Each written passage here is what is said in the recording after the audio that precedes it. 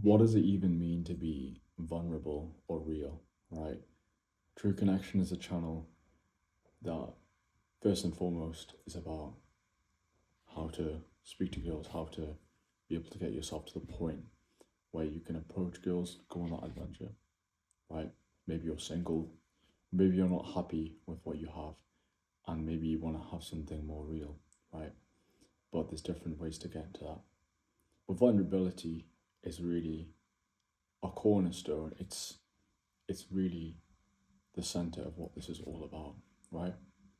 And it's another one of these buzzwords that people talk about, but it doesn't get explained.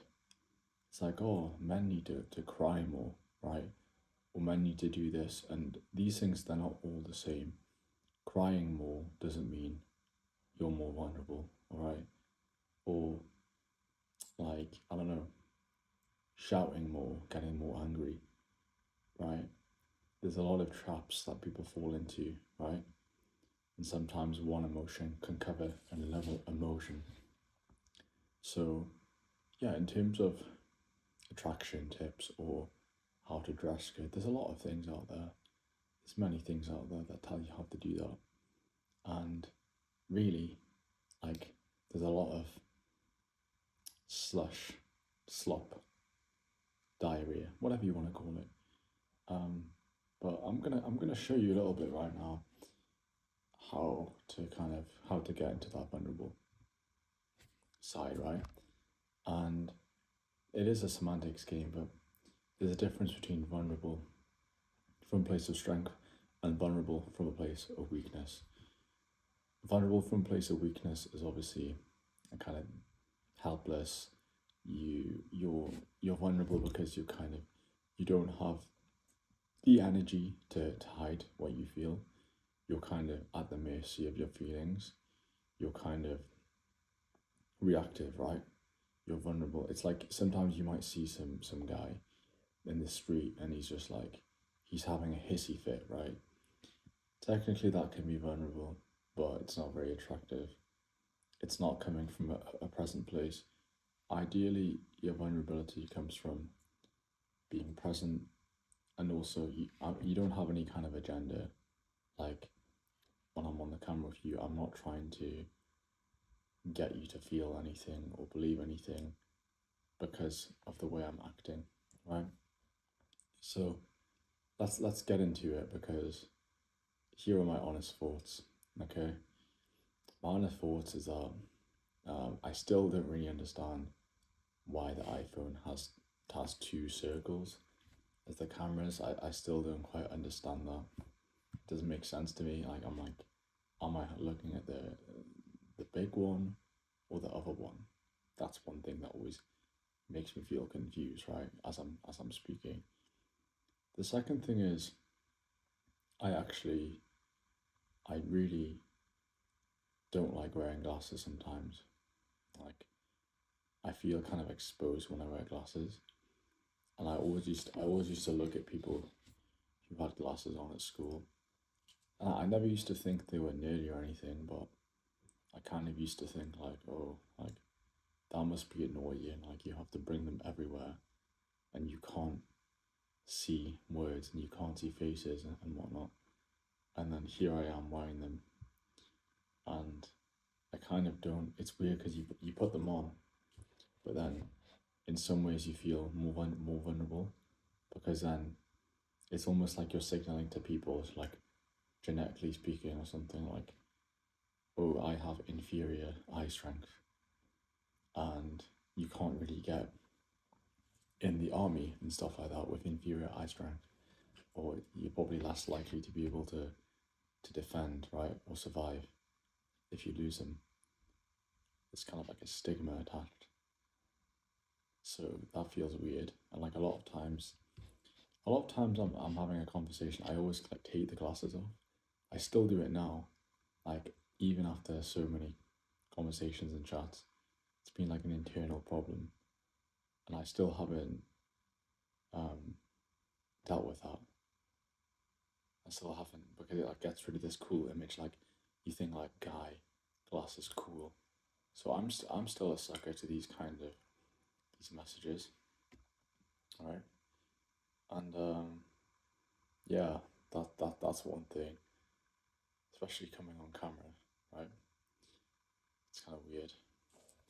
I guess another thing is kind of just the whole vulnerability thing is like, um, it's not necessarily about how intense you are, right? I mean, I was telling you the thing about the glasses. I'm being quite honest, and it is something that it can break the image of being a cool guy, right? But you have to flip it on its head and think that no, maybe you have to incorporate that into your concept of cool guy, because your concept of cool guy is just, it's limited, it's shallow, it's not flashed out. Okay. Um, so as we were saying, I didn't prepare. See, I didn't prepare too much of a script for this. Um, yeah. Intensity doesn't mean you're vulnerable. So like, for example, you might see someone who like they they kind of act tougher than they are usually, or they try and put on a different voice, or they try and be louder, or they try and be more expressive as a way to be like um more interesting. But that isn't vulnerability either, right? Sometimes vulnerability is like, it's not a one trick pony. Like I'm gonna pull out the that kind of card. It's sometimes vulnerability is just like saying nothing. It's like not saying anything when you otherwise would say something, or it's just a form of realness.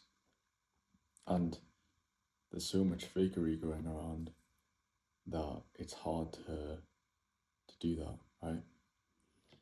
Um, one aspect where I felt vulnerable doing an approach, and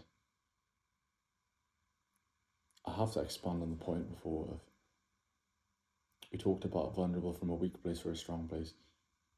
You kind of have to be able to acknowledge your weak points, right, in order to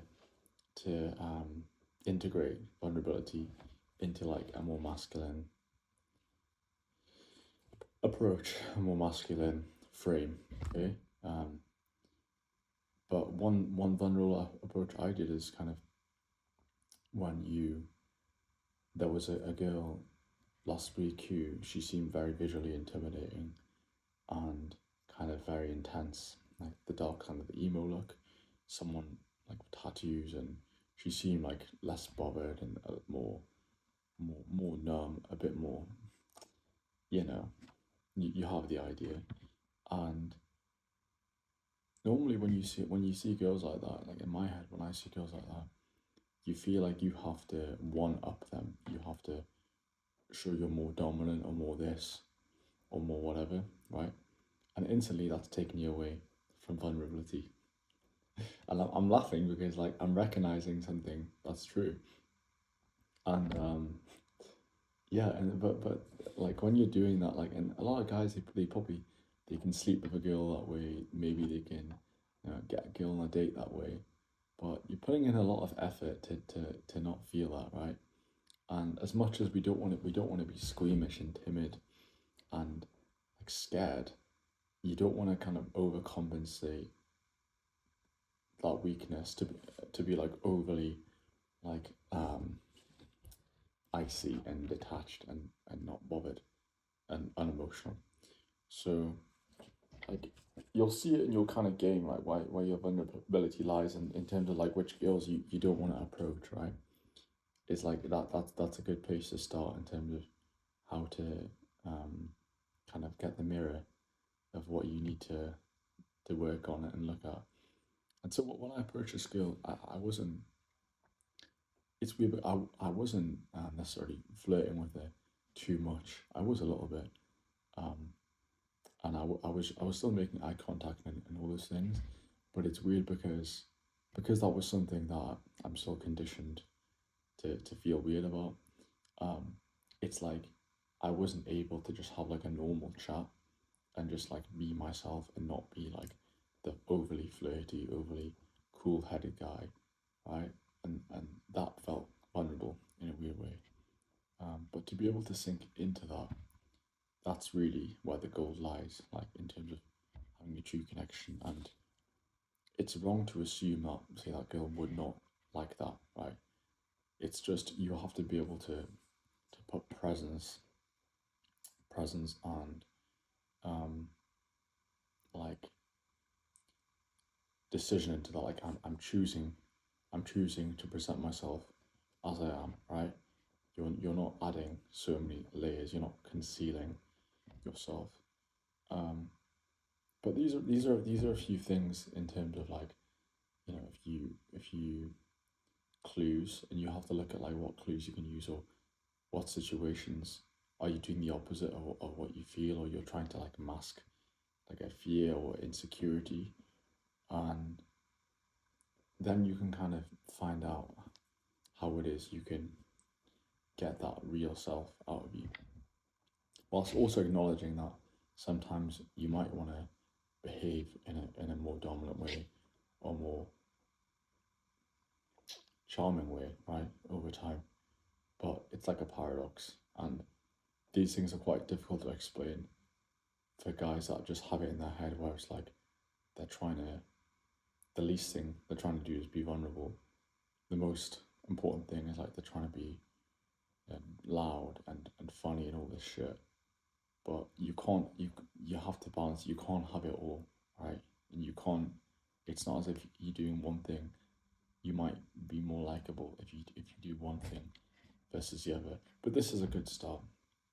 So yeah, here's a few things to think about, and hope you continue on this journey of true connection, and yeah, get out of the house, speak to people, don't make excuses, guys. Let me know your thoughts on the topic.